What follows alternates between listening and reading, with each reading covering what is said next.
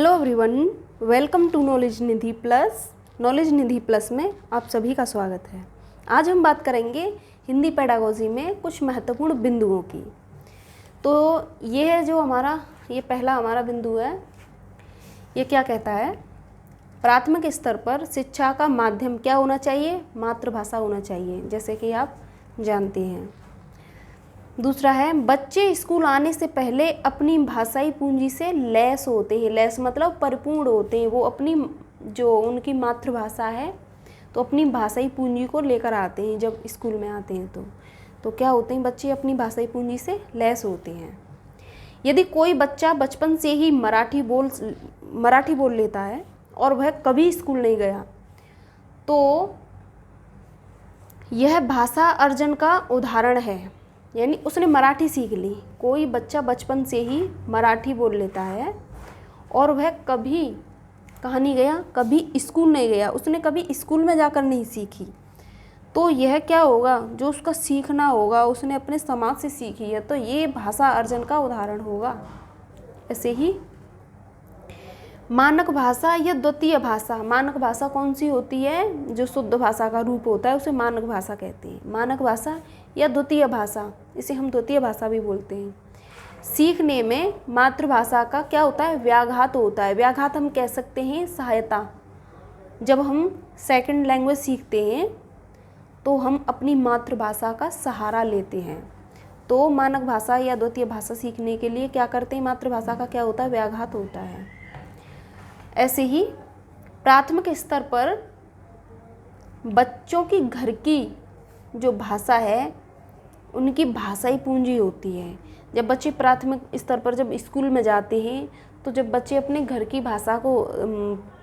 भाषा लेकर जाते हैं, वही उनकी भाषाई पूंजी होती है। और उसी भाषाई पूंजी को हम एक माध्यम बनाकर बच्चे के ज्ञान में बढ़ोतरी करते हैं। ठीक, तो उनकी भाषाई पूंजी शिक्षक के लिए बहुत महत्वपूर्ण होती है। बच्चे की मातृभाषा को क्या करना चाहिए? कक्षा में स्थान देना चाहिए। उनकी भाषा को, उनकी जो घर की भाषा है बच्चों की मातृभाषा है, उसे जो शिक्षक हैं पढ़ा रहे हैं वो अगर बच्चे की मातृभाषा को अगर स्थान देंगे, सम्मान देंगे, तो बच्चा आगे कुछ सीख पाएगा। अगर उसकी भाषा को नकारेंगे, उसे इग्नोर करेंगे, तो बच्चे का मन विचलित हो जाएगा और वो नया ज्ञान सीखने में असमर्थ रहेगा। ऐसे ही अगला है गृह कार्य यानी होमवर्क। बच्चे को क्यों दिया जाता है? इसका क्या कार्य है होमवर्क का? होमवर्क का मुख्य कार्य एवं उद्देश्य सीखने में विस्तार करना होता है। ऐसे ही सामाजिक सांस्कृतिक परिवेश में अर्थ ग्रहण करने की प्रक्रिया स्वाभाविक होती है। ये आप सभी जानते हैं। तभी तो हमारी जो मातृभाषा है वो स्वाभाविक एवं सहज होती है। ऐसे ही बच्चों को भाषा प्रयोग के विविध अवसर देना प्राथमिक स्तर पर क्या करता है? भाषा सिखाने में सर्वश्रेष्ठ विधि होती है। यानी बच्चों को अधिक से अधिक बोलने के, भाषा प्रयोग के उसे अनेक अवसर दिए जाएं तो बच्चे की जो भाषा सीखने की क्षमता है वो बढ़ जाएगी, वो नया ज्ञान अर्जित कर पाएगा। तो ये जो अवसर देना क्या है? ये सर्वश्रेष्ठ विधि है। भाषा अर्जित करने में सर्वाधिक महत्व किसका होता है? सर्वाधिक महत्व होता है समाज का। अर्जित करने में, भाषा अर्जन मतलब ग्रहण करने में। तो बच्चा सबसे ज़्यादा भाषा अर्जित कहाँ करता है? अपने परिवार, अपने समाज में करता है। तो सर्वाधिक महत्व समाज का होता है बच्चे की भाषा अर्जित करने में। ऐसे ही पाठ्य पुस्तक की भाषा बच्चों के समुदाय व घर की भाषा से अगर मिलती जुलती होगी तो बच्चे आसानी से उस भाषा को समझ पाएंगे। ठीक है, तो जो बच्चों की पाठ्य पुस्तक होती हैं वो कैसी होनी चाहिए? वो बच्चों के घर की भाषा से मिलती जुलती होनी चाहिए, तभी तो बच्चा सीखने में आनंद लेगा। ऐसे ही भाषा अर्जन और भाषा अधिगम में मुख्य अंतर क्या होता है? देखिए, अर्जन का मतलब होता है ये सहज एवं स्वाभाविक होता है। ये परिवार में रहकर सीखा जाता है, समाज में रहकर अर्जित किया जाता है। और भाषा अधिगम ये चार दीवारी के अंदर होता है, जैसे कि हम पढ़ चुके हैं। भाषा अधिगम यानी सीखना, अधिगम मतलब प्रयासपूर्ण होता है, इसमें कुछ नियम वगैरह बनाने होते हैं। तो ये सीखने सिखाने की पद्धति का है। ठीक है, अंतर क्या है? सीखने सिखाने की पद्धति का, यानी इसको अधिगम को प्रयास करके सीखा जाता है और अर्जन ये स्वाभाविक और सहज परिवार में ही हो जाता है और हमें पता भी नहीं चलता कि हमने कब सीख लिया, क्योंकि हमें इसके लिए अलग से प्रयास नहीं करना पड़ा। हमने जो सीखा, ग्रहण किया, वही हमारा अर्जन है। तो ये सहज और स्वाभाविक हो जाता है। और जबकि अधिगम में क्या करना पड़ता है, नियम बनाने पड़ते हैं, प्रयास पूर्ण करना पड़ता है, समय निश्चित रखना पड़ता है। और भाषा अधिगम 4 दीवारी के अंदर होता है, निश्चित समय में होता है। तो क्या है, इन दोनों की सीखने की पद्धति में, जो सीखने सिखाने की पद्धति है, मुख्य अंतर इनमें यही है। इन दोनों की पद्धति अलग अलग है। भाषा अर्जन कैसी होती है, अर्जन की बात हो रही है, सहज और स्वाभाविक होती है। ठीक है, भाषा अर्जन कैसे होता है, सहज और स्वाभाविक होता है। ये सीटेट के जो ऑप्शन आते हैं ना, 4 ऑप्शन, उनमें ये सीधे सीधे लाइन आती हैं। ठीक, भाषा अधिगम कैसा होता है, भाषा अधिगम प्रयासपूर्ण होता है। बच्चे विद्यालय में आने से पूर्व अपनी भाषा की नियमबद्ध व्यवस्था की व्यवहारिक कुशलता के साथ होते हैं। बच्चे जानते हैं किस वाक्य को कब बोलना है, कैसे बोलना है, किस तरीके से तर्क वितर्क करना, अपनी मातृभाषा में बच्चे सीख लेते हैं। तो बच्चे क्या करते हैं, अपनी भाषा को व्यवस्था से बोलते हैं, नियमबद्ध व्यवस्था से बोलते हैं, अटपटा उल्टा सीधा नहीं बोलते। बच्चे अपनी जो भाषा है, भाषाई पूंजी से लैस होते हैं, यानी उनके अनुभव अपनी भाषा के अनुसार अपने अनुभव व्यक्त करते हैं। तो अपने अनुभव क्रम से व्यक्त करते हैं। और मतलब कुल मिलाकर कहना ये है कि अपने वाक्यों को, अपने विचारों को क्रम से नियमबद्ध तरीके से बताना या व्यक्त करना सीख जाते हैं बच्चे। ठीक, तो बच्चे विद्यालय आने से पूर्व, जब भी तो कहा जा रहा है, आने से पूर्व अपनी भाषा की नियमबद्ध व्यवस्था की व्यवहारिक, जो व्यवहार में जो प्रयोग करते हैं, बच्चों में झगड़ा हो गया, बच्चे खेल रहे हैं, बच्चे खेल के नियम बना रहे हैं या कुछ भी कर रहे हैं, तो क्या कहेंगे, हमें ये करना है, वो करना है, इस तरीके से क्या करते हैं, नियमबद्ध व्यवस्था से अपनी भाषा को प्रयोग करते हैं। तो इनकी नियमबद्ध व्यवस्था क्या है, व्यवहारिक कुशलता के साथ क्या करते हैं बच्चे, अपनी भाषा की नियमबद्ध व्यवस्था की व्यवहारिक कुशलता के साथ होते हैं। अगला है, प्राथमिक स्तर पर बच्चे लयात्मक कहानी अधिक पसंद करते हैं। आपने देखा होगा, छोटे छोटे बच्चे होते हैं, बच्चों से कहेंगे, बच्चों हम आपको एक कहानी सुनाएंगे, तो बच्चे बड़े इंटरेस्ट से सुनते हैं कि हाँ आज हम कहानी सुनेंगे। फिर अगर बच्चों को जब कहानी समझ में आ जाती है, सीख जाते हैं, तो आपस में बोलते हैं, उसे सुनाते हैं, हमारी मैम ने आज हमें कहानी सुनाई। तो बच्चे क्या है, खुश होकर समझते हैं उसको, लयात्मक। जब हम गा गा के बच्चों को कहानी सुनाते हैं, जैसे एक कौवा प्यासा था, घड़े में थोड़ा पानी था, ऐसे लय में गा के सुनाया बच्चों को, तो बच्चे खुशी खुशी से बाद में रिपीट भी करते हैं। टीचर अगर उनको बाद में बुलवाए तो रिपीट भी करेंगे, बच्चे सीखेंगे और आनंद भी लेंगे। और फिर आपस में ऐसे कैच कर लेते हैं कि आपस में वो एक दूसरे को सुनाते रहते हैं। तो क्या करते हैं, बच्चे अधिक पसंद करते हैं गा गा के जब बच्चों को कुछ सिखाया जाता है तो। ठीक, ऐसे ही लिखना एक प्रकार का क्या है, संप्रेषण या बातचीत है। हम लिखकर अपने विचारों को व्यक्त करते हैं, अभिव्यक्त करते हैं। तो क्या होता है, ये संप्रेषण ही तो होता है। ऐसे ही कक्षा 1 और 2 में पढ़ने का प्रारंभ अर्थ से कैसे होना चाहिए, अर्थ से होना चाहिए और किसी उद्देश्य के लिए होना चाहिए। कोई उद्देश्य होना चाहिए, बच्चे को क्या सिखाना है, कैसे सिखाना है, तो कोई उद्देश्य के, किसी उद्देश्य को पूरा कर रहे हैं हम। और बच्चे को जब सिखाना प्रारंभ कर रहे हैं तो बच्चे को अर्थ समझा कर सिखाना प्रारंभ कर रहे हैं। तो जो क्लास 1 और 2 है, इनमें बच्चे का पढ़ने का प्रारंभ कैसे होता है, अर्थ के साथ होता है। ठीक है, अर्थ से होता है। भाषा एक व्यवहारिक विषय है। ठीक, ऐसे ही यदि कोई छात्र कभी कभी वाक्यों, शब्दों की पुनरावृत्ति मतलब दोहराना या रिपीट करना, या एक ही वाक्य को या शब्द को बार बार बोले, तो क्या करता है, पुनरावृत्ति करता है। तो इसका अर्थ क्या है, इसका अर्थ होता है कि बच्चा, जो छात्र है, वो क्या है, समझ के साथ पढ़ने की कोशिश कर रहा है, वो उसके अर्थ को समझना चाह रहा है, तभी तो रिपीट करता है, बार बार पढ़ता है, फिर समझ के पढ़ रहा है वो। ठीक, तो अगला है, भाषा का प्राथमिक रूप क्या है, संकेत है। ठीक, भाषा का प्राथमिक रूप संकेत होता है। भाषा की सबसे छोटी इकाई क्या है, स्वनिम। अब स्वनिम क्या होता है, स्वनिम होता है जब हम अपना कोई भी शब्द, कोई भी ध्वनि बोलने के लिए जब हमने अपना मुंह खोला और बोला और बंद किया, मुंह खोलने से मुंह बंद होने तक की अवधि वही स्वनिम कहलाती है। इसमें कुछ स्वनिम के उदाहरण हैं, जैसे क, ख, ज, फ, ऐसे ये वर्ण है। जैसे बोलें क, ख, तो मुंह खुला और खुलकर जो ध्वनि निकली और ध्वनि निकलने के बाद मुंह बंद हुआ, तो जो मुंह खुलने और बंद होने की जो अवधि होती है वो स्वनिम कहलाती है। ऐसे ही एक से अधिक भाषा का प्रयोग संज्ञानात्मक विकास में क्या है, सहायक होता है। अगर कोई भी बच्चा एक से अधिक भाषाओं का प्रयोग कर रहा है तो उसका जो संज्ञान है, मानसिक विकास है, वो अच्छा हो रहा है। ठीक, तो मानसिक विकास में कैसा होता है, सहायक होता है। संज्ञानात्मक, उसके ज्ञानात्मक विकास में सहायक होता है।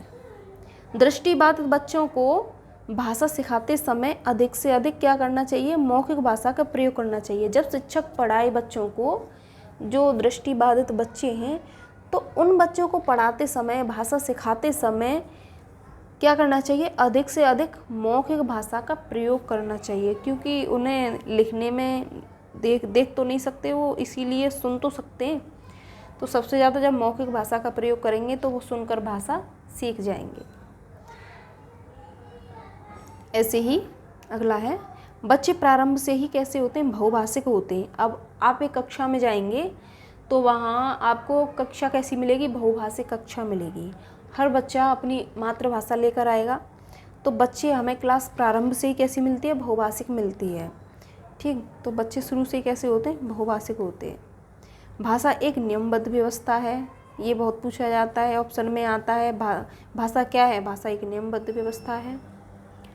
ऐसे ही भाषा सीखने में होने वाली त्रुटियाँ भाषा सीखने की प्रक्रिया का स्वाभाविक पड़ाव है या हिस्सा होती है। अब जब ऐसा कोई भी बच्चा नहीं होता, मतलब कोई भी पर्सन नहीं होता ऐसा कि बिना गलती किए वो एक बार में ही सब कुछ सीख जाए। गलती करना बच्चे के शिक्षण का, बच्चे के सीखने का हिस्सा होती हैं, ये ज़रूरी भी होती हैं। बच्चा गलती करता है तभी सीखता है। तो बच्चे के सीखने सिखाने में जो त्रुटियां, जो गलतियां होती हैं, ये क्या होती हैं, भाषा सीखने की प्रक्रिया में जो प्रोसेस चलती है ये स्वाभाविक होती हैं, स्वाभाविक पड़ाव या हिस्सा होती हैं। तो ये हमारे सीखने का एक हिस्सा है। यानी एक छात्र के सीखने में गलतियां होना आवश्यक होता है और ये ज़रूरी भी होता है।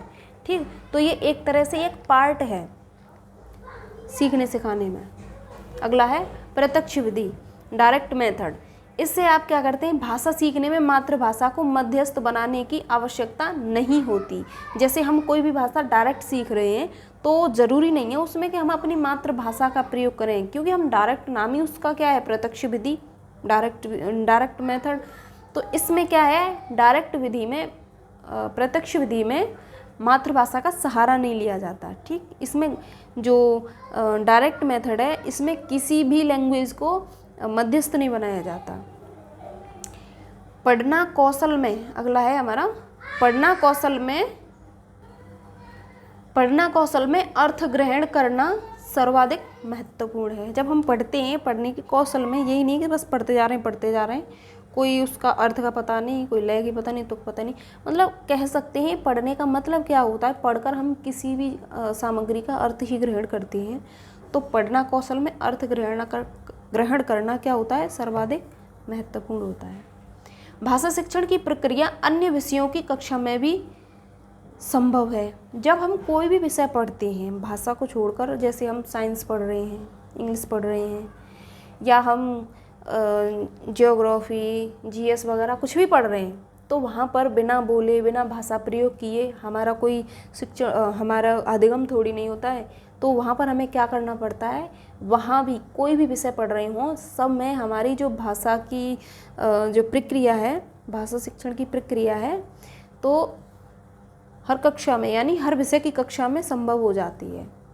जब हम कोई भी विषय पढ़ रहे होते हैं तो हमारी जो भाषा सीखने की प्रक्रिया है ये भी चलती रहती है। सस्वर पठन का मुख्य उद्देश्य बच्चों की पढ़ने संबंधी झिझक को समाप्त करना होता है। यानी जब सस्वर पठन करते हैं, बोल कर पठन करते हैं, तो इसका मुख्य उद्देश्य क्या है, जो बच्चे शर्माते हैं, झिझकते हैं, पढ़ने से डरते हैं, खड़े नहीं होते, आता है लेकिन फिर भी नहीं पढ़ना चाह रहे हैं। तो इससे क्या होगा, जब सस्वर पठन कराएंगे तो बच्चे पढ़ने संबंधी जो बच्चों में झिझक है, हेजिटेशन है, ये बच्चों की हेजिटेशन समाप्त हो जाएगी। तो यही उद्देश्य है सस्वर पठन का। अगला है हमारा भाषा शिक्षण की अनुवाद विधि। अनुवाद विधि में मातृभाषा मध्यस्थ का कार्य करती है। जब हम भाषा शिक्षण हो रहा होता है, मानिए किसी भी लैंग्वेज को हम क्या कर रहे हैं, हम पढ़ रहे हैं, मानक भाषा पढ़ रहे हैं हम, मान लीजिए अब वो हिंदी हो सकती है, इंग्लिश हो सकती है, कोई भी भाषा हो सकती है, तो हम शिक्षण कर रहे हैं भाषा का।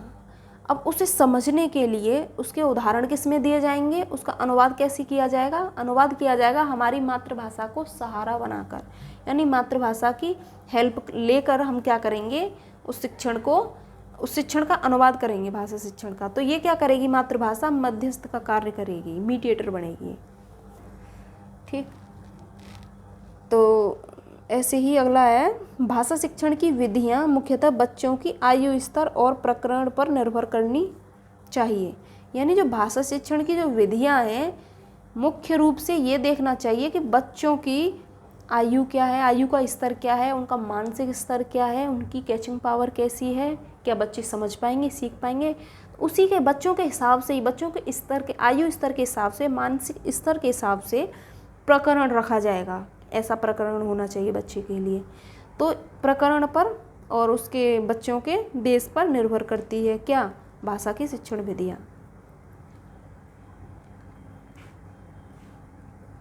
अगला है भाषा जीवन की स्थितियों को साधती है। ठीक है, भाषा क्या करती है, जीवन की स्थितियों को साधती है।